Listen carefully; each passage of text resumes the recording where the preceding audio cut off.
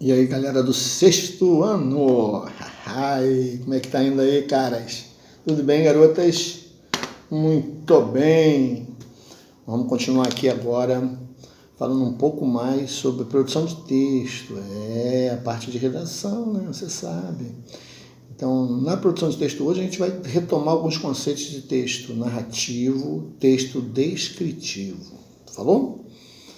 Primeira coisa que eu queria trazer para você diz respeito à diferença entre autor e narrador de uma história. Você sabe que narrador é quem está contando a história para a gente, mas não necessariamente ele pode ser confundido com o autor da história. Existem textos em que o autor também narra, conta a história para a gente. Mas de verdade, era bom que você fizesse uma diferença entre autor e narrador. Está preparado?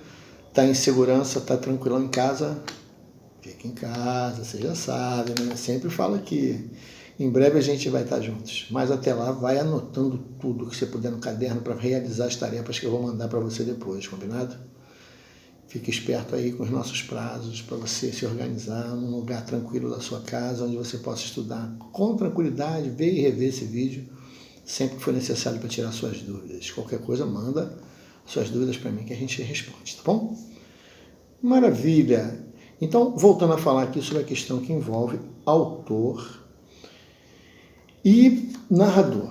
Se você pensar no autor, o autor é um homem do mundo, né? Uma pessoa do mundo, tem carteira de identidade, vai ao supermercado, masca chiclete, enfim, ele existe.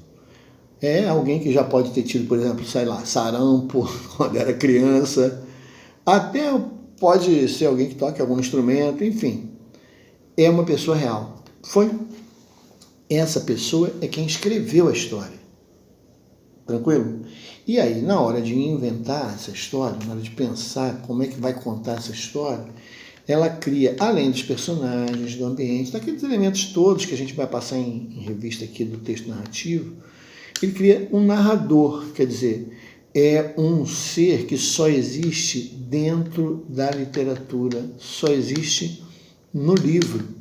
Ele não existe no mundo real, não tem carteira de identidade. Quem tem tudo isso é o autor, né? O narrador é um ser que pertence à história que está sendo narrada. Tá claro que ele é uma espécie de preposto do autor. Quero dizer, ele defende algumas ideias do autor, mas não quer dizer que, basicamente, o autor seja o narrador, entende? Muitas vezes eu dou um exemplo assim. Imagina que eu escrevo uma história sobre um serial killer. Um assassino em série, já pensou que história tenebrosa? O próprio serial killer contando a história dele. Isso quer dizer que o autor é um serial killer? Pois é, né? Já entendeu, né? Então o autor é uma pessoa do mundo. E o narrador é alguém que só existe dentro da literatura. O narrador só passa a existir a partir do instante em que você abre o livro e lê. Ele pode estar lá em primeira pessoa, pode estar lá em terceira pessoa, a gente vai tratar dessas diferenças daqui a pouco aqui.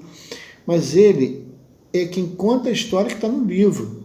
Não pode confundir autor com narrador, porque você pode imaginar, por exemplo, que o autor é um defunto, como por exemplo, um autor famoso como Machado de Assis, mas já morto. Quer dizer que quem conta a história para a gente é um morto, entende? Não dá para confundir. Se você tem um narrador, você tem alguém do mundo. E se você tem ou melhor, se você tem um narrador, você tem alguém que está só dentro da história. E se você fala do autor, é alguém que está no mundo, uma pessoa real. Tranquilão? Uma parte importante aqui, então, vai ser você dividir, quando for produzir seus textos de redação, quando for fazer a interpretação de textos narrativos, dividir o que é o autor e o que é o narrador. O autor, então, essa pessoa do mundo real, e o narrador, parte da história, um ser criado para contar a história. Tranquilo? O narrador, portanto, é filho metafórico do autor. Falou? Agora eu queria retomar com você, os elementos, chamados elementos da narrativa, né? Beleza, uma aguinha, né? Para dar um refresco. Observe que os elementos da narrativa são aquilo que dentro da estrutura da narrativa a gente consegue perceber. Por exemplo, o enredo, que são os fatos, os acontecimentos que são relatados ali. Esses são facilmente encontráveis na narrativa, porque narrar não é contar. Então tem uma sucessão de fatos, que são os enredos. Outro elemento importante da narrativa são os personagens, quer dizer, as pessoas ou aqueles seres que vivem os fatos que estão sendo narrados. Essa é uma parte que a gente sempre divide, né? O personagem protagonista e o personagem antagonista, que são os principais da história. E os personagens secundários e coadjuvantes, que ficam ali no entorno dos personagens principais, ajudando a contar suas histórias. Além disso, a gente também tem o lugar, o ambiente, o espaço onde essa história se dá. Quer dizer, na verdade, é o cenário, né? Onde é que os fatos estão ocorrendo, dentro de uma casa, num campo de futebol, na floresta. O espaço onde transitam os personagens é o lugar onde ele está existindo. Então, o espaço também é um elemento importante da narrativa. E é óbvio, a gente já falou aqui, vamos repetir um pouquinho, o tempo em que a narrativa acontece, quer dizer, representando o elemento cronológico, quero dizer, aquele tempo que é contado no relógio, período, a época em que a história se passa, ou às vezes uma mistura, né? Uma mistura que a gente chama de tempo psicológico. O cara está no presente, aí ele começa a pensar no passado, o que aconteceu, as coisas lá. Esse tempo já não é mais contado no relógio. Vira então um tempo psicológico. E por último, e aí é fundamental, a gente tem que perceber que a gente tem a questão que envolve o narrador.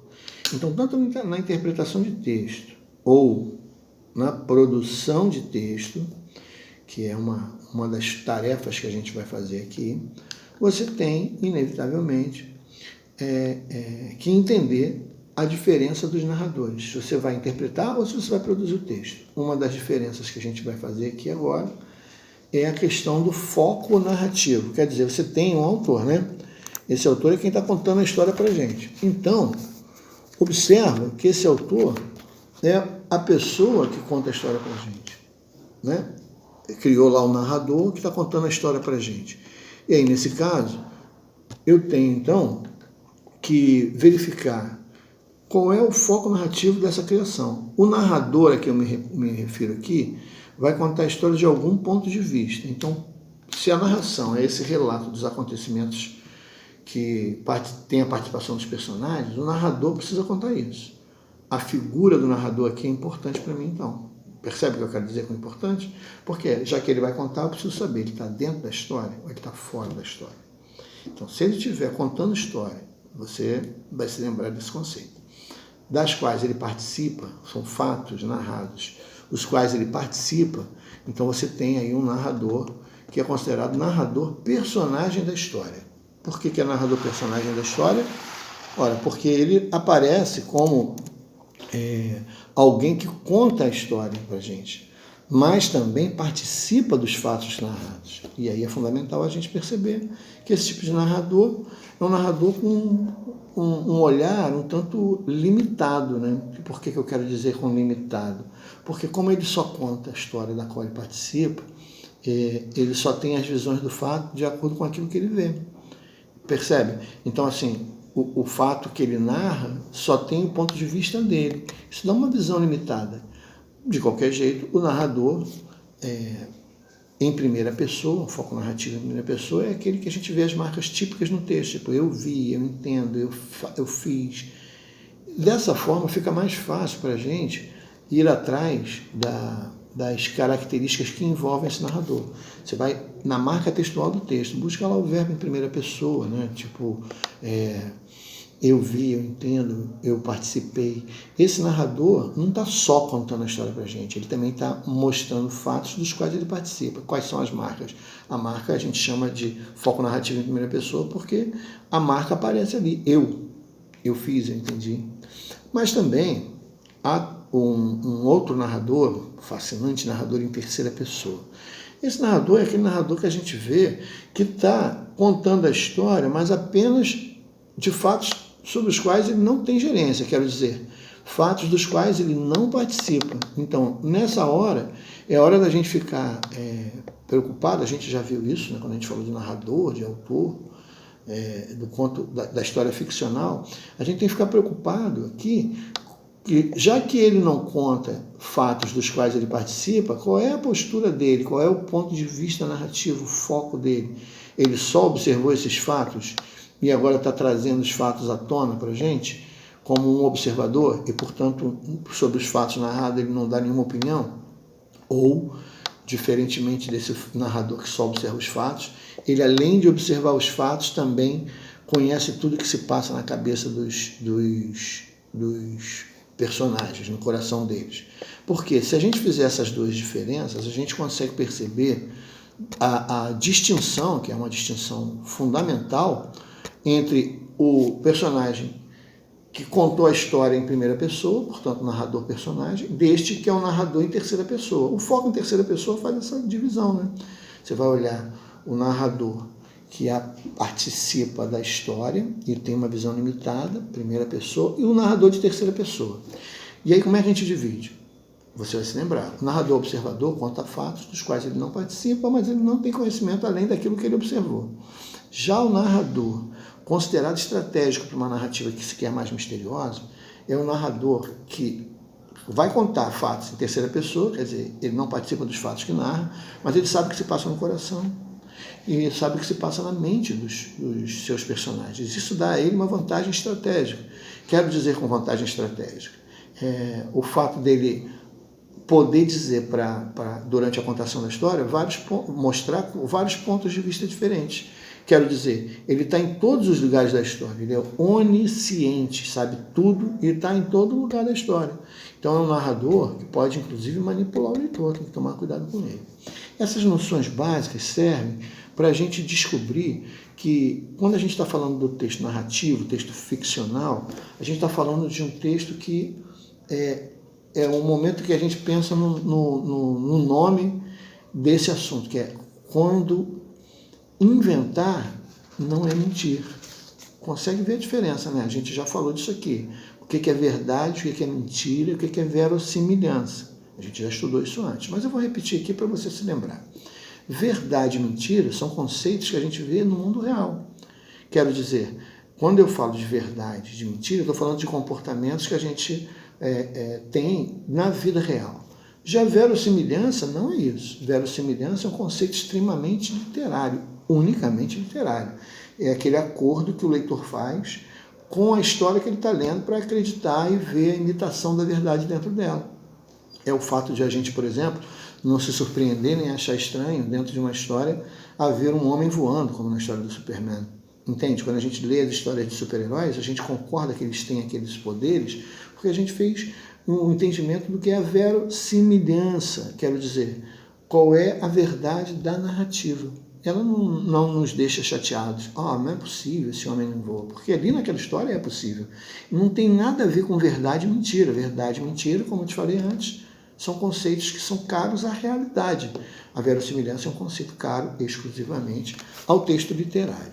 Então essas são algumas das dicas que eu quero te dar aqui hoje para a sua produção de texto. A primeira coisa, então, que você vai definir aí é a verdade da literatura em geral e na poesia em especial, que não é a verdade da vida real e da moral. Entende? Vamos significar o seguinte: quando você fala do mundo real, a verdade e a mentira são posicionamentos morais. Entende?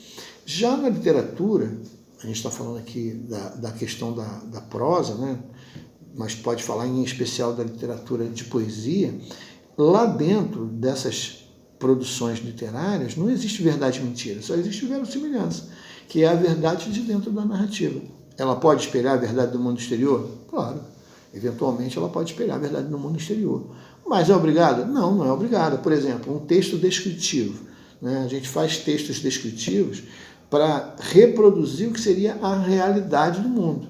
Então você pega lá e faz a descrição de um objeto, de uma pessoa, de um ambiente. Mas às vezes esse texto descritivo está dentro de um texto narrativo e serve à verossimilhança da narração.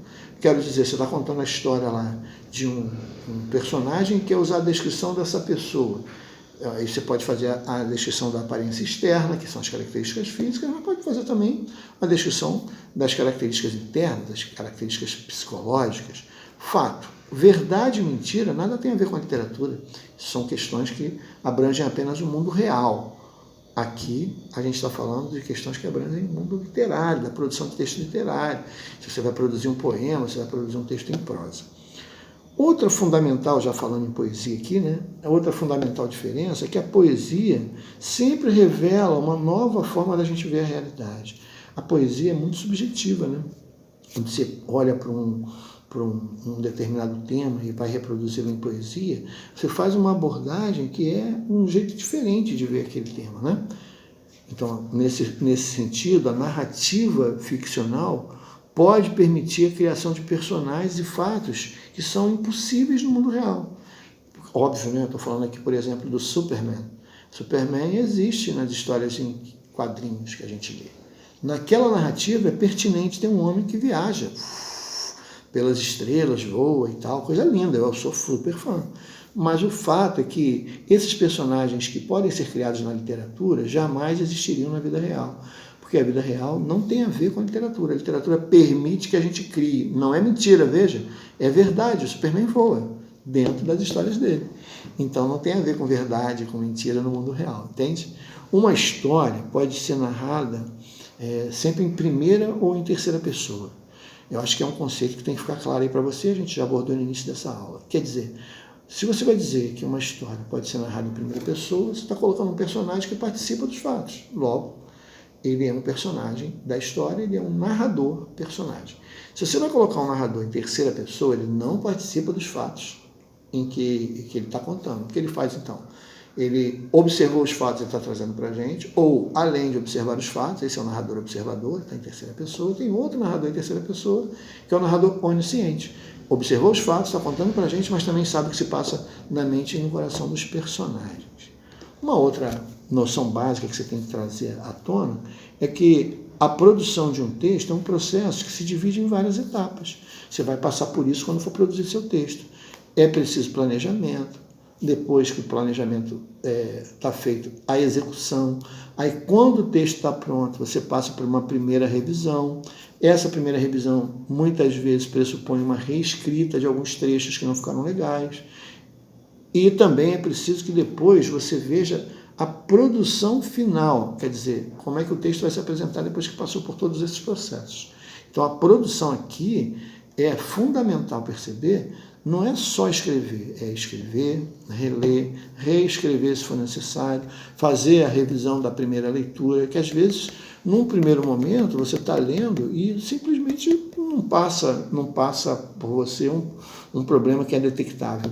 Aí, numa segunda leitura, você detecta o problema e resolve. Então, na aula de hoje, a gente está vendo aqui os fatos que envolvem mentira, verdade e verossimilhança. Então, é fundamental perceber quando mentir é uma coisa do mundo real, quando a verdade é um conceito do mundo real, e quando inventar histórias é um conceito literário. A verossimilhança, portanto, é isso. Quer dizer, no cotidiano, inventar está muito próximo de mentir. Você inventa uma história no cotidiano, tem que tomar cuidado, você está perto de mentir. Por exemplo, quando alguém inventa uma fofoca, uma fake news na rede social, isso está muito perto de mentir. Mas na literatura e na arte em geral, a invenção dos fatos, do mundo, dos personagens, novas formas de ver e definir, nada tem a ver com o mundo real. É a interatividade, quer dizer, é inerente ao trabalho do artista literário, entende? Muitas vezes, exatamente essa reinvenção do mundo real que transforma aquilo num trabalho elogiado. É o que eu espero de vocês quando vocês produzem os seus textos literários, que vocês possam ser inventivos, que vocês possam trazer a sua capacidade de imaginação para o texto. Então, no mundo real, inventar está muito perto do conceito de mentira. Cuidado, nada de mentira no mundo real, né? Mas aqui na literatura, na produção de texto, a gente sempre vai pedir para você usar a sua imaginação, seu modo inventivo de ser. É isso que a gente espera na hora da produção dos textos. Então você vai ver que a gente vai ver mais à frente algumas tarefas que passam por interpretação de texto, mas também por produção de texto, né? Então observa que a introdução desses dois momentos, né, da produção e da confecção da interpretação do texto se aproximam muito. É preciso que você tenha em mente todos esses conceitos que a gente retomou aqui, tanto na hora de fazer a interpretação de um texto, quanto na hora de produzi-lo. No próximo encontro da gente, a gente vai reavaliar esses conceitos da produção de texto e da interpretação deles também, tá bom? Espero que vocês fiquem em casa, se protejam e espero que a gente esteja juntos muito em breve.